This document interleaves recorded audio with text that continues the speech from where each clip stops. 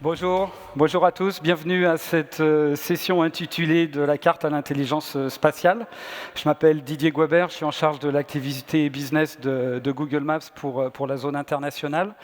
On va passer 50 minutes ensemble. Durant ces 50 minutes, nous allons être trois présentateurs. Je vais faire la première partie de la présentation.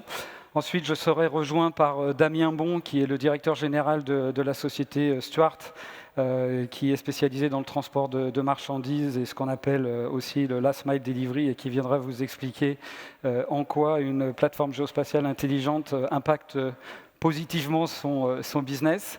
Enfin, je demanderai à Jean-Thomas Rouzin, qui est le fondateur de Web Geoservice, un des principaux partenaires Maps que nous avons en Europe, de venir vous expliquer comment, en exploitant la mobilité, on peut générer des micro-moments qui peuvent être des opportunités pour vos activités ou pour vos métiers.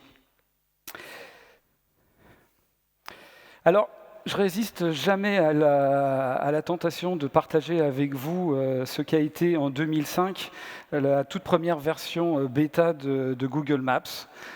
Donc là, vous avez l'image d'une capture d'écran. C'était très centré sur l'Amérique du Nord.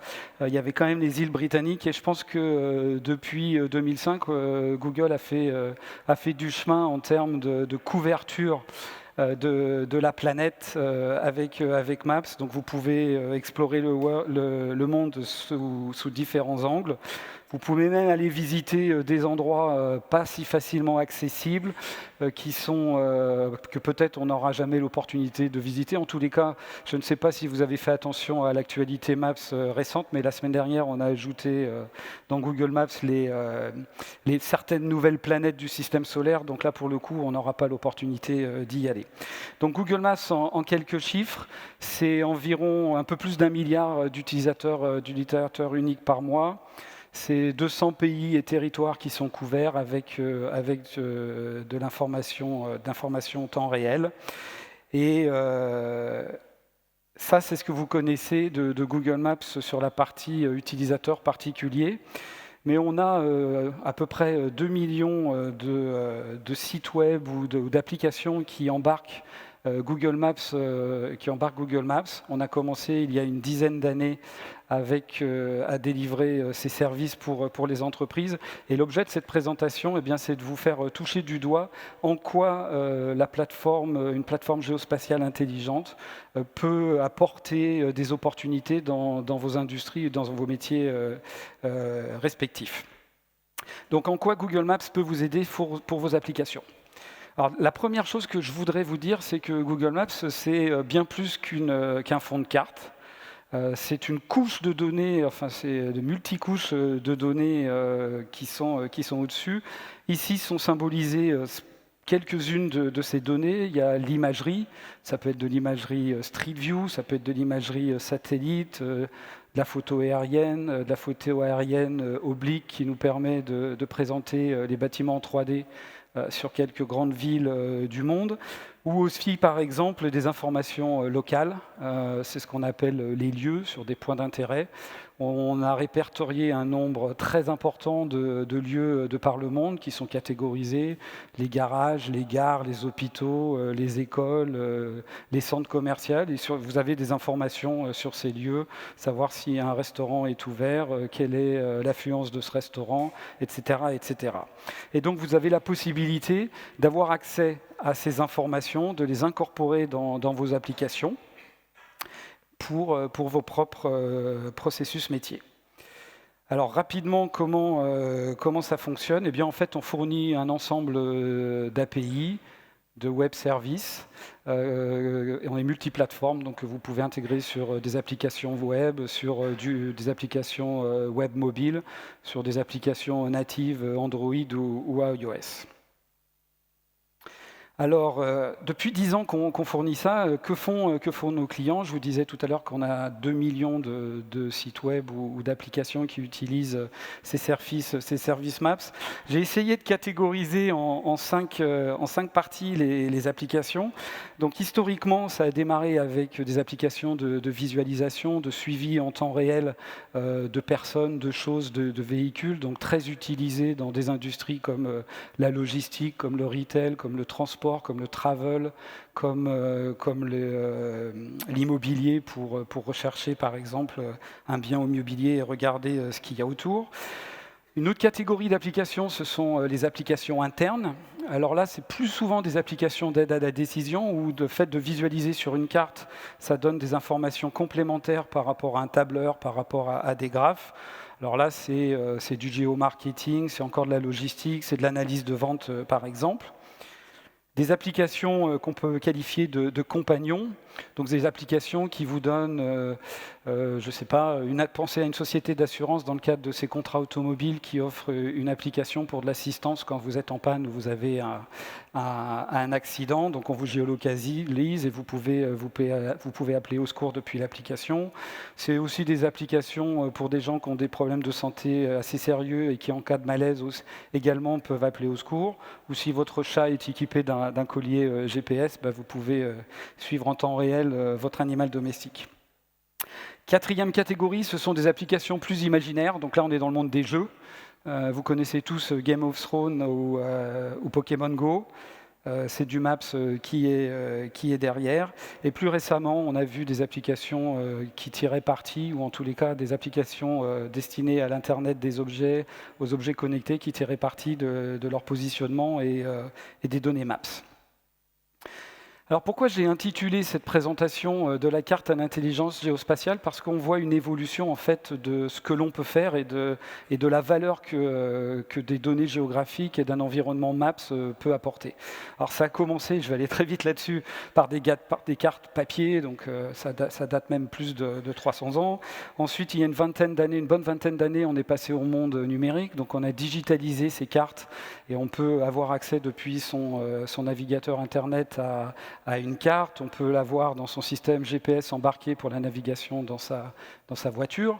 Donc là, on a un look and feel qui est plus dynamique, mais ce sont des cartes statiques. Donc en fait, ce sont des cartes qui représentent le monde tel qu'il avait été fait au moment où la carte avait été construite. C'est pour ça qu'il y a une dizaine d'années, on est arrivé dans le monde dynamique, et la définition du monde dynamique, eh bien, on intègre des informations temps réel dans ces cartes. Donc ça peut être de l'information trafic, qui est une information primordiale, mais encore une fois, où est mon taxi, où en est la livraison de mon colis, par exemple. Et plus récemment, on a deux phases qui sont en train d'arriver. On est dedans, c'est les phases dites intelligentes ou prédictives. En fait, elles sont assez imbriquées, mais pour la clarté de l'exposé, je les sépare. Phase intelligente, c'est quand vous avez littéralement des milliards de smartphones ou d'objets qui sont connectés. Vous voulez savoir où sont ces smartphones, où sont ces objets connectés, et vous voulez aller plus loin que de savoir quelle latitude ou longitude ils sont, ou même une adresse. Vous voulez comprendre ce qu'il y a autour, vous voulez comprendre le sens qu'a cette position, et le sens qu'a cette position. Donc par exemple, c'est ce qu'on appelle la connaissance sémantique d'une position. Exemple, je ne sais pas trop à quoi ça pourrait servir aujourd'hui, mais aujourd'hui, si je regarde mon smartphone, il va me dire tu es là à telle latitude, longitude, aux 2 places porte-maillot. Mais peut-être que ça apporte de la valeur dans vos processus métiers de savoir que nous sommes dans le Palais des Congrès, dans la salle numéro 2, et que par ailleurs, il y a un événement Google Cloud Summit qui se déroule. Peut-être que ça peut apporter de la valeur pour vos applications ou pour les services que vous pouvez offrir. Et enfin, la phase prédictive, c'est quand on combine tous ces types de données dont je vous ai parlé, ces données sur les lieux, sur les points d'intérêt, des données temps réel, des données historiques que vous possédez, qu'on y applique des algorithmes de machine learning, eh bien on peut répondre à de nouvelles questions. Je vais vous donner un exemple assez évident que l'on fait aujourd'hui avec Google Maps. Si dans 15 jours, jeudi après-midi, dans 15 jours, je veux aller en voiture du point A au point B, je peux consulter Google Maps pour qu'il me donne une fourchette de temps Combien de temps ça va me prendre pour réaliser ce trajet? Donc on répond à de nouvelles questions et je vous donnerai des exemples, 2-3 autres exemples au fur et à mesure de cette présentation. Alors pour vous faire aussi toucher du doigt pourquoi on est dans ces phases dites intelligentes et prédictives, je vais partager avec vous 3 cas d'usage que vous connaissez par cœur, que vous utilisez, mais juste pour vous faire réaliser que derrière, en fait, il y a une plateforme géospatiale et il y a des informations temps réel qui permettent de délivrer ce service et sans lesquelles, finalement, on ne pourrait pas le faire. Donc, si vous remontez 7-8 ans en arrière, c'était une des méthodes pour avoir une course de taxi, donc pas toujours agréable quand il pleut. Et aujourd'hui, bien évidemment, on utilise tous le même genre d'application, que ce soit pour des VTC ou pour des taxis. On utilise une application mobile pour réserver. Donc si vous y réfléchissez, finalement, le service de base, lui, n'a pas changé. Il s'agit toujours de transport de passagers. Mais la façon dont on interagit avec l'utilisateur, lui, a radicalement changé. Et le service qui est offert à l'utilisateur est bien meilleur. Et il faut une plateforme géospatiale derrière pour réaliser cela. Un autre exemple, quand je sors du bureau et que je n'ai pas le courage de me faire un dîner, je m'arrête à la pizzeria de mon quartier, j'attends 10-15 minutes le temps que ma pizza soit prête et je rentre à la maison. Aujourd'hui, il y a une autre façon d'accéder à ce type de service, c'est d'utiliser une des plateformes pour commander un repas. Alors encore une fois, on n'a pas besoin automatiquement de ce type de plateforme, mais j'ai choisi la pizza de façon à dire, par exemple, autour de chez moi, j'ai une chaîne de pizza, je suis fan des pizzas de la marque X, et il y a 3 restaurants qui peuvent délivrer cette pizza quand j'appelle. Quand j'appelle la plateforme va décider, en fonction du volume de commande, mais aussi des conditions de trafic pour me délivrer la pizza, quel est le restaurant à l'instant T le plus à même de me fournir rapidement mon repas. Et un troisième exemple, qui est assez nord-américain, mais qu'on voit de plus en plus aussi en Europe, là, on part le matin au travail et on s'arrête au restaurant ou au café préféré pour prendre un café. Et de temps en temps, ça ressemble à ça. Et là encore, ces prestataires se sont organisés pour fournir ce genre d'application mobile où quand je quitte mon domicile, je commande mon café. Et quand j'arrive à 2 minutes du restaurant, le restaurant le sait, prépare mon café pour qu'il soit à la bonne température, j'ai juste à le prendre et je passe chez moi.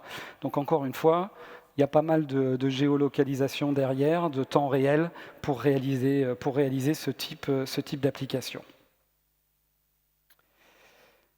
Alors pourquoi on arrive maintenant à ce genre d'application et surtout quel type d'usage peut-on avoir?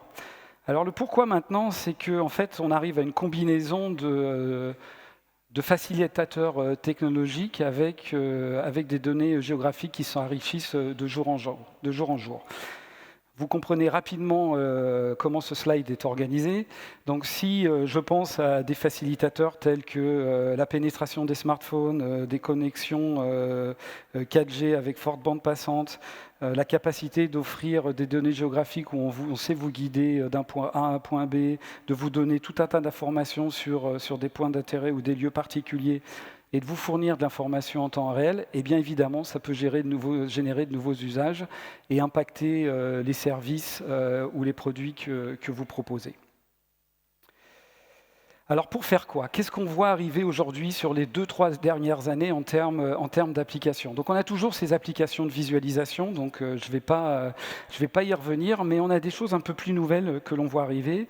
La première chose nouvelle, c'est ce qu'on appelle les services de géolocalisation. Alors c'est pas très bien décrit, mais ça veut dire qu'on n'a pas toujours besoin d'une carte, de visualiser des choses sur une carte pour faire appel à la géolocalisation. Et je vous donnerai des exemples. C'est l'optimisation des déplacements, puisqu'on a de l'information temps réel sur des conditions de trafic, par exemple, donc on peut jouer en temps réel là-dessus. Et puis on arrive progressivement sur la pure intelligence géospatiale, et je vais là aussi l'illustrer. Donc la visualisation, je passe rapidement par souci de temps. Service de géolocalisation. J'ai pris l'exemple du café, mais en fait, l'exemple du café, c'est un exemple de ce qu'on appelle de géofencing avancé. Donc ça veut dire qu'on peut définir des zones, Et tout objet, toute personne, tout véhicule qui entre ou sort de cette zone va déclencher une action. Donc là, dans l'exemple du café, je rentrais à moins de 2 minutes du restaurant, ça a déclenché l'action, il faut préparer le café. On a la même chose avec l'Internet des objets, cet exemple d'un thermostat intelligent connecté. Le thermostat, ou en tous les cas l'application qu'il pilote, sait quand je quitte le travail. Vu les conditions de trafic, va savoir combien de temps je vais prendre pour arriver à la maison, et donc va décider au bon moment d'augmenter la température de mon domicile pour que quand j'arrive, ce soit pile poil la température que je souhaite.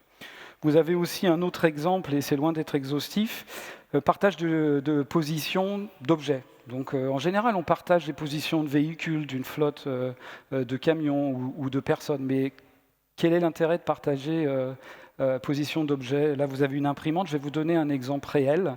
Pensez à un des plus grands fabricants de téléviseurs connectés, de Smart TV.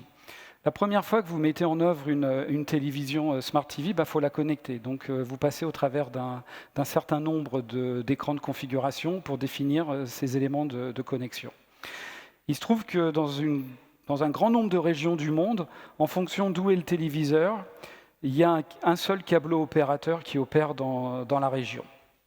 Et donc, le fait de connaître la position du téléviseur, ça permet de simplifier la configuration. On n'a pas besoin de demander les informations à l'utilisateur, ça peut être fait automatiquement entre le téléviseur et la box du câbleau opérateur. Donc, on simplifie l'expérience utilisateur, il se trompe moins, il y a moins d'erreurs, il appelle moins le support technique du fabricant qui réduit ses coûts. Ça, c'est le premier avantage pour le fabricant de faire ça. Le deuxième avantage, c'est qu'en général, des téléviseurs, c'est vendu via un réseau de distributeurs. Donc le fabricant, il n'a aucune visibilité sur où sont ses clients, et notamment leur répartition géographique. Et pour des analyses marketing, pour des analyses de vente, mais aussi d'optimisation de son service de maintenance en termes de pièces détachées ou de ressources, savoir où sont ses clients peut lui permettre d'optimiser. Donc voilà à quoi aussi ça sert la géolocalisation. Et là, on ne parle pas de cartes, on partage des informations, on connaît la position d'objets, de véhicules, de personnes, sans l'afficher, mais pour faire des calculs et en impacter vos processus métiers. Ce qu'on voit arriver de plus en plus aussi, c'est l'optimisation des déplacements. Et le prochain témoignage en sera une parfaite illustration avec Damien. Mais le suivi d'objets. Donc ça fait longtemps qu'on fait du suivi d'objets en ce qui concerne le monitoring de camions ou de flottes de véhicules. Ça fait 20 ou 30 ans qu'on fait ça. Mais aujourd'hui, on est aussi à un moment où on a des technologies nouvelles qui apparaissent en matière d'objets connectés à bas coût, avec des durées de batterie qui sont longues. Et donc, du coup, on peut arriver à une finesse ou une granularité d'objets qu'on veut suivre, qui peuvent être au niveau du colis, si le colis a une certaine valeur, pour traquer ces objets. Je vais prendre un exemple, encore une fois, assez récent. Si vous pensez aux fabricants de valises d'Elsey, ils ont annoncé il y a à peu près 6-8 mois une valise connectée qui offre tout un tas de services, dont celui de savoir où est la valise. Donc quand j'ai embarqué dans mon avion, je peux savoir en temps réel sur mon application si la valise a été chargée dans le même avion que moi avant que je décolle. Donc quand j'arrive à destination, je sais si j'ai des chances de retrouver ma valise ou pas. Donc c'est typiquement le genre de choses que l'on fait aujourd'hui. Les déplacements en temps réel, je ne vais pas trop m'arrêter là-dessus. Par contre, évidemment, maintenant, on sait faire des algorithmes d'acheminement pour la gestion de tournées, de livraison, de techniciens de maintenance, de commerciaux, en temps réel, en dynamique, d'optimiser leur tournée pour que ce soit plus efficace. Imaginez si vos techniciens de maintenance ou si vos chauffeurs-livreurs sont capables de faire une visite de plus par jour, les gains d'efficacité pour votre entreprise. Et ça, c'est uniquement possible grâce au temps réel. Et on arrive progressivement vers l'intelligence géospatiale. Donc c'est peut-être pas très visible sur vos écrans, mais ces différentes animations représentent les mouvements des utilisateurs Google Maps qui ont accepté de partager leur position dans quelques grandes villes du monde. Donc c'est pris sur une durée de 24 heures, un jour, 2 semaines. Donc en fait, ce que ça donne les flux domicile-travail et travail-domicile au cours de la journée. Et ces données-là ont une valeur inestimable pour un grand nombre d'acteurs. Donc si vous pensez aux villes, si vous pensez aux opérateurs de transport public, aux gens qui planifient, pensent les infrastructures routières ou ferroviaires, les transporteurs, avoir ce type d'informations, eh bien écoutez, ça permet de planifier, d'améliorer et de prendre des décisions qui améliorent la vie des citadins. Et c'est ça qu'on appelle l'intelligence géospatiale. Donc c'est quand vous combinez les informations temps réel qu'un Google est capable de vous fournir avec vos données historiques. Et je peux vous dire que dans vos systèmes d'information, vous avez un grand nombre de données historiques qui sont géolocalisées. Que vous combinez ça avec une connaissance ou une compréhension un peu meilleure du contexte au-delà d'une simple adresse, vous appliquez du machine learning, et bien vous pouvez répondre à de nouvelles questions ou faire des prévisions. Je vais vous donner un exemple assez classique dans le monde du retail. Un retailer va ouvrir un nouveau magasin, il considère plusieurs adresses pour ouvrir son magasin. Quel est le meilleur emplacement pour ouvrir son magasin en fonction du trafic routier, piéton, sur les différents lieux qu'il considère? C'est le genre de décision où on peut toujours avoir ces informations-là en faisant des analyses, des relevés terrain, mais c'est aussi des données qui peuvent être mises à disposition. Je vais vous donner encore un exemple sur le machine learning. C'est un projet qu'on a fait il y a à peu près 9 mois, 1 an, avec une organisation non gouvernementale qui s'appelle le Global Fishing Watch. Donc c'est une organisation qui veut donner des données et des outils aux autorités, au gouvernement sur la pêche dans le monde, et notamment la surpêche. Donc ce qu'on a fait sur cette zone du monde que vous voyez à l'écran, dans le Pacifique Nord, tous les jours, il y a 200 000 bateaux dans cette région-là du monde. Comment distingue-t-on un bateau de pêche d'un autre type de bateau? Donc c'est là qu'en fonction de la trajectoire, de la vitesse, etc., on est capable de distinguer les bateaux de pêche d'autres types de bateaux. Et donc sur une période donnée, on est capable d'identifier s'il y a une zone où il y a trop de bateaux de pêche. J'ai oublié de dire que tous les bateaux du monde donnent leur position plusieurs fois par jour. Donc si on repère une zone sur une période de 3 ou 4 jours où il y a une concentration anormale de bateaux de pêche, eh bien, il y a forte chance qu'on soit en surpêche. Cette information-là peut être remontée par cette organisation-là aux autorités qui peuvent prendre les mesures adéquates. Donc j'en arrive à la conclusion de cette première partie. C'est quand vous prenez toutes ces données géolocalisées que Google peut vous fournir, que vous avez dans vos data centers, que vous avez des capacités de calcul, que vous êtes capable d'appliquer du machine learning, eh bien vous entrez dans cette intelligence géospatiale qui vous permet véritablement de repenser vos processus métiers, de repenser les services ou les fonctions que vous offrez à vos usagers ou à vos clients pour apporter plus de valeur.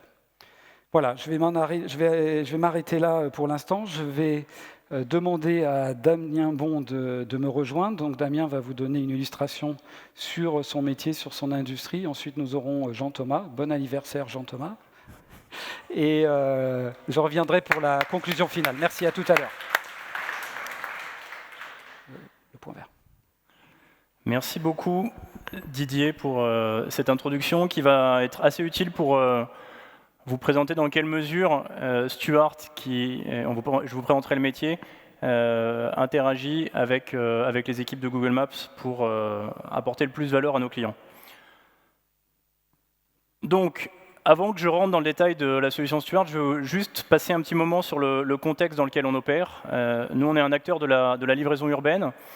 La livraison urbaine, elle est aujourd'hui soumise à 2 enjeux. Premier enjeu est pour notre écosystème, les villes. Pourquoi? Parce qu'on est déjà dans des forts taux d'urbanisation dans une région comme l'Europe, et ça continue de croître dans les régions périphériques des villes. Le volume d'e-commerce est en super forte croissance à 2 chiffres et encore pour les prochaines années. Et du coup, on a une saturation du réseau de distribution. Un réseau de distribution qui est aujourd'hui aussi faiblement adapté aux contraintes environnementales. Pour vous donner un ordre de grandeur, dans une ville comme Paris, on a 100 000 véhicules de livraison qui circulent chaque jour. Et c'est essentiellement encore aujourd'hui du camion thermique. Le problème, c'est que l'e-commerce vient aussi changer le besoin de transport de marchandises. Aujourd'hui, historiquement, si on regarde les 20 dernières années, on était essentiellement à Paris dans du réapprovisionnement des commerçants. Aujourd'hui, de plus en plus, la part à destination des particuliers du B2C augmente. Et donc, ça implique une moins bonne concentration à la livraison. Un particulier il a tendance à se faire livrer un seul colis, quand le commerçant, historiquement, se faisait plutôt livrer 2 à 3 colis.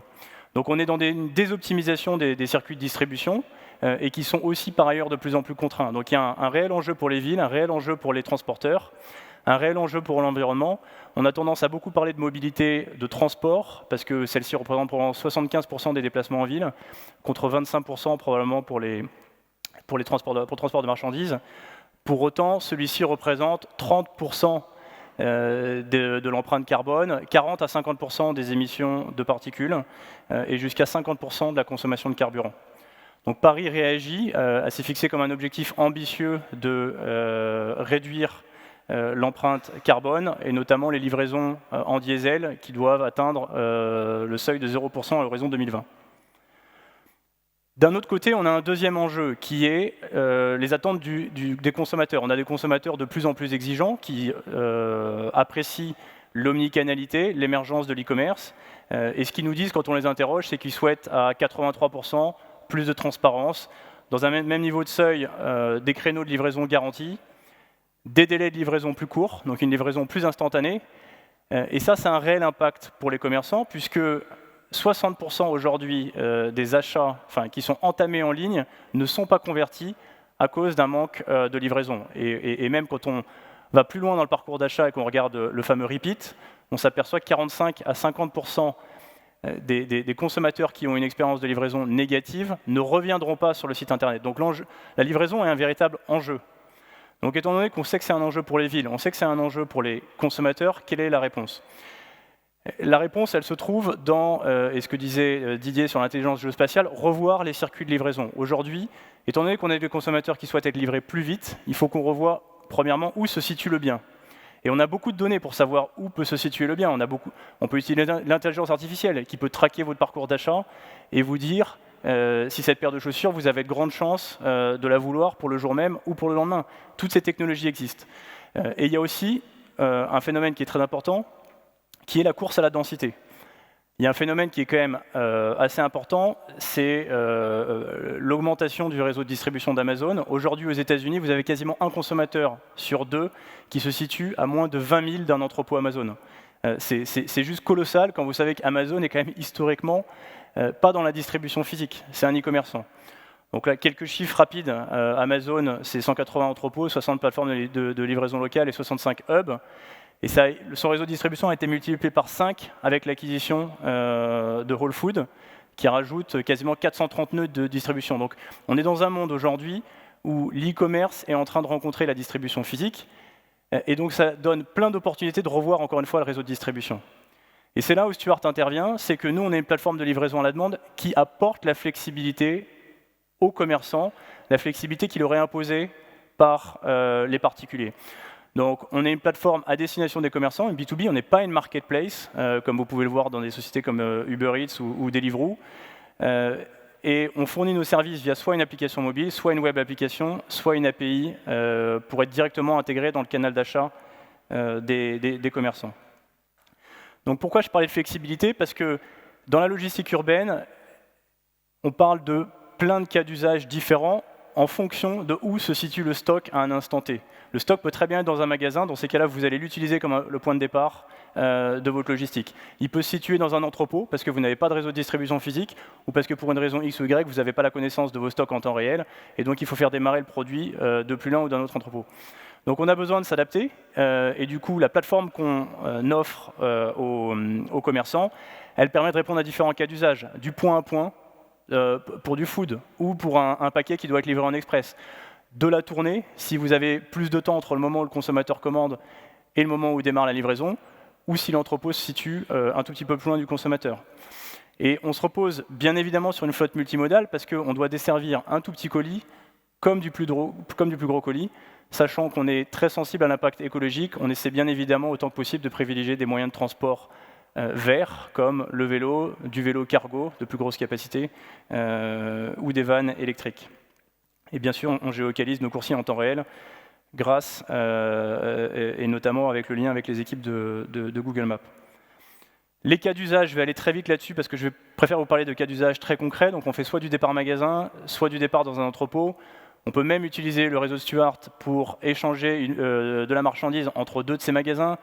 On peut pousser un retour à la demande, ce qu'on vient de développer avec Zalando, pour permettre sur un créneau de 15 minutes à un consommateur de retourner son colis et éviter de se déplacer en bureau de poste ou en point relais. On peut offrir la même expérience pour les commerçants, ce qu'on appelle de la collecte à la demande, au lieu d'aller au bureau de poste et de fermer le magasin pendant 2 heures pour un achat Internet à l'autre bout du pays. Eh ben, il appuie sur un bouton connecté pour venir chercher, pour qu'un coursier vienne chercher dans l'immédiat son colis. Donc, je vais aller rapidement là-dessus. Trois interfaces pour lesquelles on peut requêter un coursier. Bien sûr, une application mobile, une application web pour ceux qui ont un usage un peu plus récurrent, et l'API pour que la requête vers le coursier soit directement intégrée dans le panier d'achat après la sélection d'une livraison express. Donc, en départ magasin, on a depuis 1 an, on travaille avec Carrefour qui peut livrer aujourd'hui Paris et sa proche couronne depuis une dizaine de magasins. Vous allez sur un site qui s'appelle livraisonexpress.carrefour.fr. Vous commandez, vous sélectionnez un créneau de livraison de 30 minutes et vous pouvez suivre le coursier en temps réel. Donc tout ça, je vous laisse imaginer dans quelle mesure, et je vais y revenir plus tard, on peut utiliser la suite de produits Google pour nous aider à offrir la meilleure expérience possible pour le consommateur. Le deuxième cas d'usage, pour un client dont on va annoncer le lancement d'ici 1 mois, c'est la livraison en soirée le jour même. Alors comment se passe le réseau de distribution ? Vous commandez en ligne jusqu'à 15 heures, qui est un cut-off time pour que la commande soit préparée en entrepôt.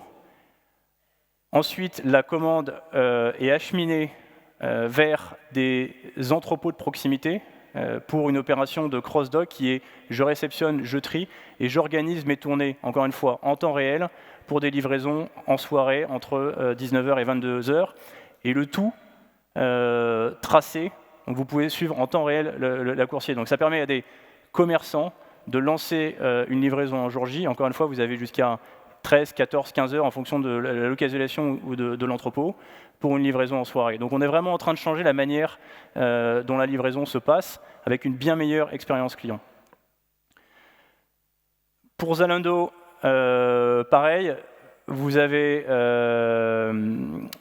un colis que vous voulez souhaiter retourner à Zalando.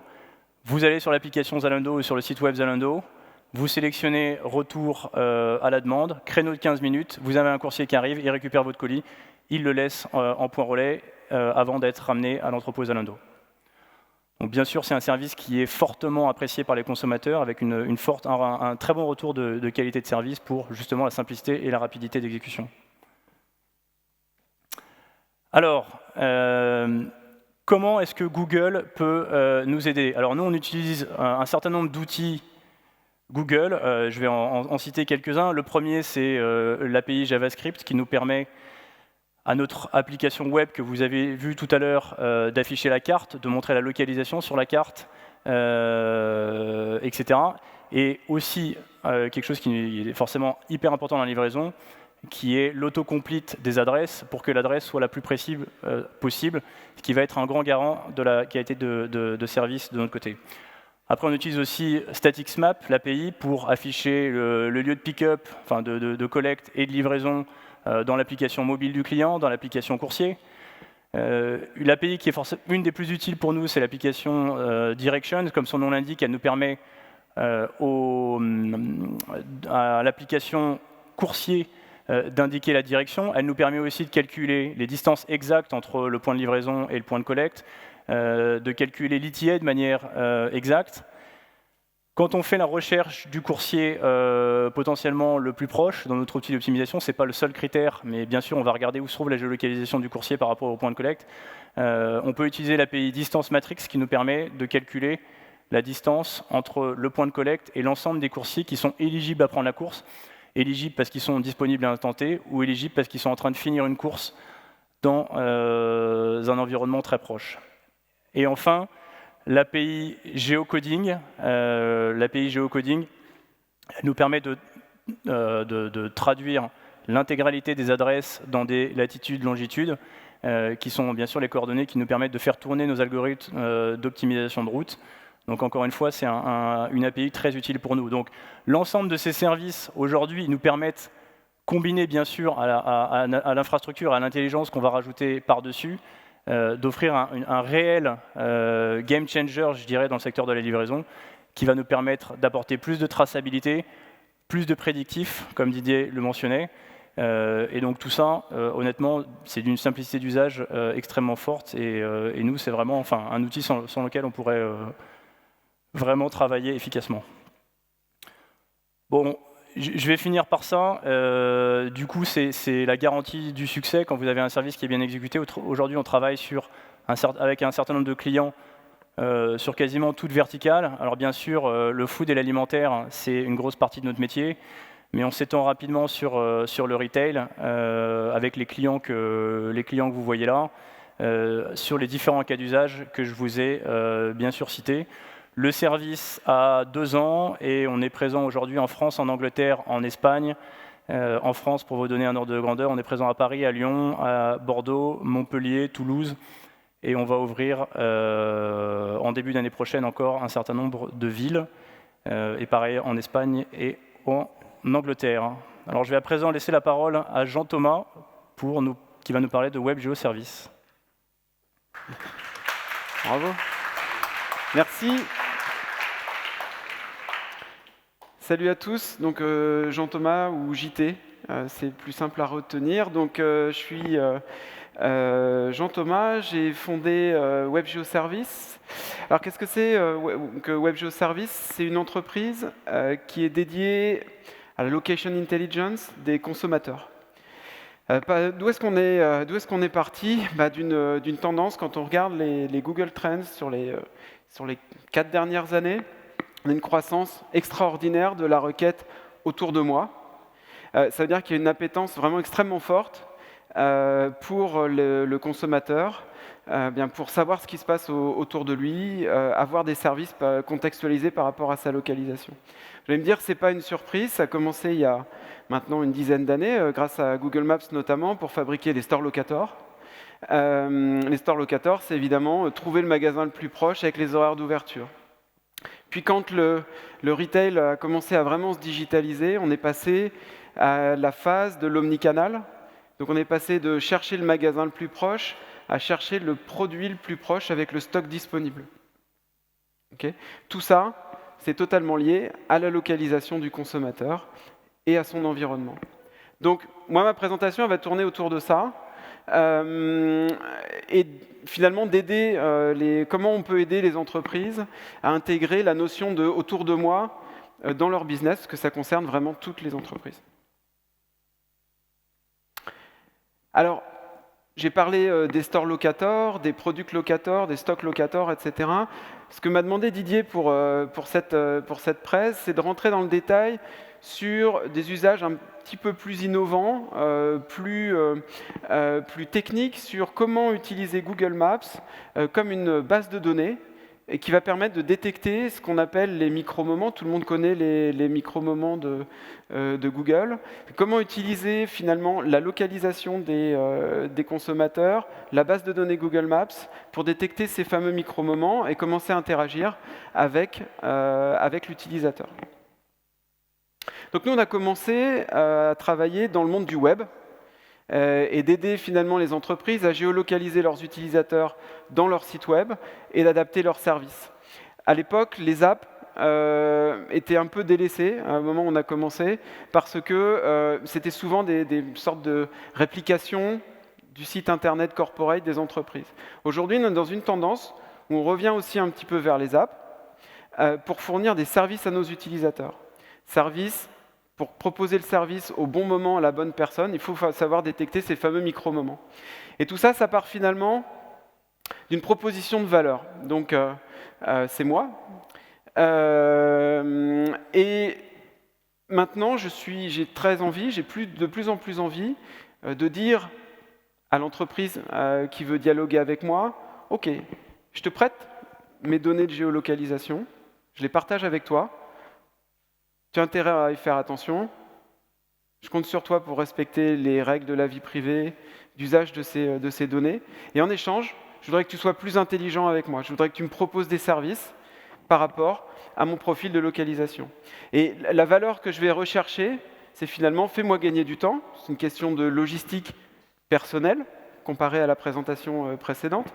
Et puis, évidemment, de me permettre de trouver et d'avoir accès à plus de bons plans, plus d'offres par rapport à la façon dont je me déplace, mes lieux de vie, bref, en fait, ma vie d'être humain. Donc ici, ce que vous voyez sur la carte, c'est toutes mes géolocalisations que j'ai partagées pendant une semaine de temps un petit peu. Donc vous voyez que je suis allé dans le sud de la France, dans le Var exactement. Je suis allé à Montpellier, là où on a notre R&D, mais on a aussi des bureaux à Milan. Cette semaine-là, j'ai passé quelques jours là-bas. Alors je vais vous montrer un petit peu plus en détail comment ça fonctionne et comment on va croiser cette information avec Google Maps. Donc à quoi ça sert ? Comment on peut apporter cette intelligence dans les métiers de toutes les entreprises ? Quand on va être dans la finance, on va aider à améliorer l'expérience paiement, la détection de la fraude. Dans l'assurance, le pay as you drive, c'est-à-dire payer l'assurance en fonction de mon usage réel du produit qui est assuré. Inventer de nouveaux services. Dans le retail, bien évidemment, c'est apporter des push notifications intelligents et déspammer les utilisateurs. Leur envoyer moins de pubs, mais des messages beaucoup plus engageants et beaucoup plus intelligents, à fréquence moins importante, mais à taux de conversion beaucoup plus performant. Des nouveaux services de mobilité, des travel assistants. Et enfin, aussi des choses sur lesquelles on travaille pas mal, c'est sur le gaming. L'expérience gaming, vous vous souvenez tous, vous vous souvenez peut-être encore des utilisateurs de Pokémon Go dans la salle.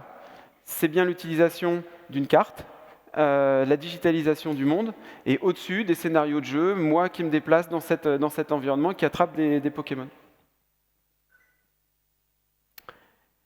Alors, ce qui est génial, c'est que Google Maps, c'est un terrain de jeu extraordinaire pour croiser la localisation de vos utilisateurs, des utilisateurs de vos apps, et finalement tous les services que vous pouvez leur proposer et détecter ces fameux micro-moments. On a parlé là, dans la présentation précédente beaucoup des routes, du trafic temps réel, des calculs de distance par la route, à pied, en vélo, en transport en commun. Ce qu'on commence à exploiter de plus en plus maintenant, c'est la description du monde qui se trouve dans les cartes Google Maps. C'est tous ces points d'intérêt qui sont présents dans la base de données et qui, croisés avec la localisation des utilisateurs, va révéler énormément de choses sur eux, leur comportement et les endroits qu'ils visitent. Alors comment ça marche ? On va utiliser la localisation collectée, encore une fois en respectant les règles de la vie privée, bien évidemment. Et puis, on va segmenter par rapport à l'environnement de cette localisation avec des algorithmes plus ou moins sophistiqués, essayer d'analyser ce qui se trouve autour de l'utilisateur. Et là, on va aller regarder tout ça dans la base de POI de Google Maps. Cette base s'appelle Google Places. C'est une base qui contient plusieurs centaines de millions maintenant de POI avec des données rafraîchies à rythme très élevé, donc avec une qualité optimale, avec des informations descriptives à l'intérieur du genre type de POI, type de service, horaire d'ouverture, etc.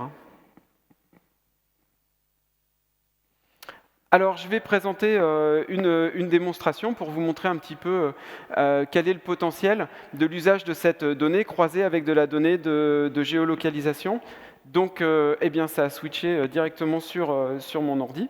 Donc, ce que je partage avec vous ici sur cette carte, c'est une carte live. C'est finalement un outil interne qu'on a sur nos produits dans mon back-office, mais qui permet de visualiser toutes les géolocalisations qui sont captées sur mon téléphone mobile. Donc vous voyez que ça fait énormément de données. Donc d'abord, dans le monde Google, on peut traiter des volumes maintenant astronomiques de données. On est dans la conférence Google Cloud. Google Cloud, ça sert à ça, à collecter, à assembler, à analyser des volumes de données extraordinaires. Donc ici, déjà, rien qu'en visualisant cette carte, on voit tout de suite où sont mes centres d'intérêt géographiques. Donc régulièrement, je vais à la gare de Lyon. Je vous raconte un peu mon histoire, mais régulièrement, je vais à la gare de Lyon. Vous devinez le chemin que je prends pour aller prendre mon train. Vous voyez que par ici, il y a beaucoup de points verts, c'est là où j'habite. Ici, beaucoup de points verts, c'est là où sont mes bureaux à Paris. Je voyage pas mal, on a des bureaux aussi donc à Milan, des bureaux à Amsterdam, à Londres. Et souvent, on va aussi rue de Londres, c'est le siège de Google, dans Paris. Donc ça, c'est les données qu'on collecte. Rien que de les poser sur une carte, bien évidemment, on visualise. Maintenant, ce qu'on va pouvoir faire, c'est demander à un programme et à un algorithme de regarder ce qui se trouve en dessous de ces positions géographiques et d'essayer de décrire automatiquement, de donner du sens. C'était l'élément sémantique dont parlait Didier tout à l'heure.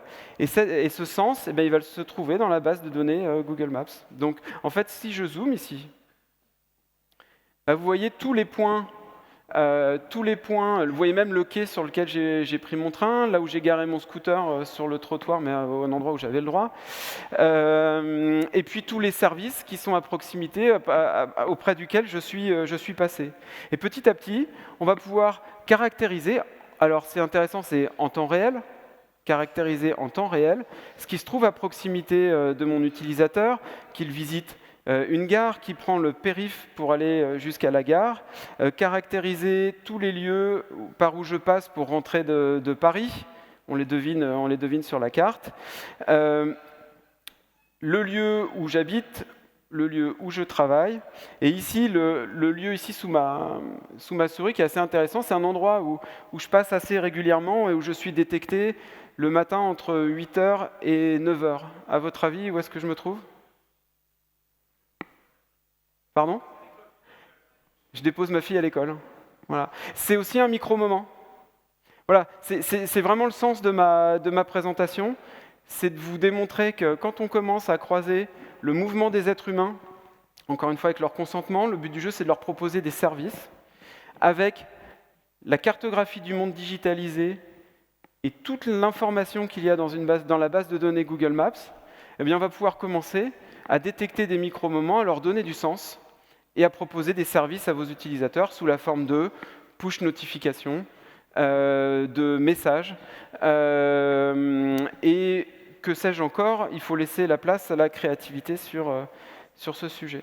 Donc évidemment, on voit que je suis maintenant au Palais des Congrès, hein, cette donnée est vraiment totalement en temps réel, et qu'il n'y a pas très longtemps, j'ai pris l'avion pour aller à Munich. Voilà où j'en suis aujourd'hui sur mon profil de localisation. We can switch back to the slides, please. Merci.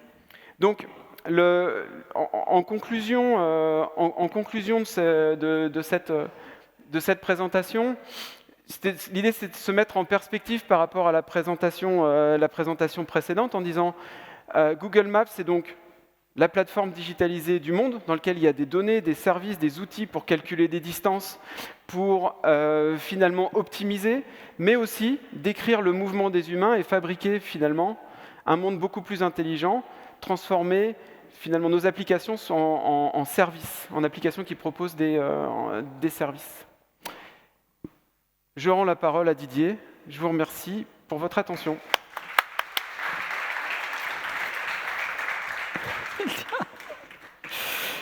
Merci beaucoup Jean-Thomas, merci beaucoup à Jean-Thomas et à Damien pour leur témoignage. Je voudrais rapidement me livrer à une conclusion. On a vu sur les 5 dernières années des industries qui ont été fortement impactées, influencées, voire perturbées par de nouveaux entrants. Je pense notamment au retail, je pense à la logistique, au transport, au monde du travel, au monde de l'immobilier, au monde de taxi ride. Si vous pensez au taxi, il y a des business qui ont été créés en 5 ou 6 ans qui n'existaient pas et qui aujourd'hui sont des affaires qui font des milliards de dollars de chiffre d'affaires. Donc ces industries ont été perturbées ou impactées par de nouveaux entrants, principalement parce que ces nouveaux entrants ont su tirer parti de la géolocalisation, du temps réel. Et nous pensons fermement qu'en fait, toutes les industries qui existent, y compris les plus traditionnelles, vont l'être à leur tour. Et tel que, je cherchais mes mots, et tel que vous avez réfléchi il y a à peu près 15-20 ans à l'avènement d'Internet, à l'avènement du e-commerce, et vous avez réfléchi à en quoi ça pouvait impacter positivement, quelles opportunités vous pouviez saisir grâce à ce nouveau canal de communication. Comme vous réfléchissez actuellement à l'opportunité du cloud public dans votre transformation digitale, vous devez également de réfléchir à votre stratégie de géolocalisation. Vous avez, je vous l'assure, beaucoup de données géolocalisées dans vos centres de données. Réfléchissez à ce que vous pouvez en faire, quels nouveaux services vous pouvez créer, quels services vous pouvez améliorer de façon à créer de nouvelles opportunités pour vos métiers et vos activités respectives.